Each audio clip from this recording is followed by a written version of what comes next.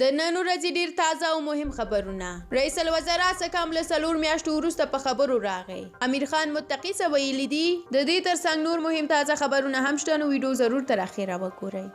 امیر خان متقی د طالبانو د بهرنیو چارو سرپرست وزیر امیر خان متقی په مشرۍ د طالبانو لوړپوړی پلاوي د قطر په بهرنیو چارو وزارت کې د دې هیواد د بیلابیلو وزارتونو او ادارو له مسؤلینو او استازو سره غونډې کړې دي. د طالبانو د حکومت مرستیال ویاند احمد الله وثیق نن شنبه نومبر 28 ویلي دي چې په غونډو کې په سیاسي، بشري، اقتصادي او تعلیمي او تربیې په موضوعاتو تفصیلي خبرې وشوې.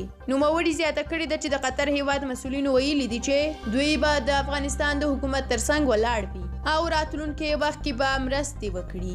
تیر حکومت حسنا جلیل نومي چې په تیر حکومت کې د کورنیو چارو او بیا ښځو چارو وزارتونو موینه وه، وایي چې تیر حکومت له فساد ډک او مفسد و. نوموړي چې اوس په امریکا کې اوسېږي پر خپله فیسبوک پاڼه باندې لیکلي دي چې له 2001 بیا تر 2021 افغانستان کې د امریکا په ملاتړ حکومتونه مفسد و او چا چې پکې کار کړی باید له ولس څخه بخښنه وغواړي.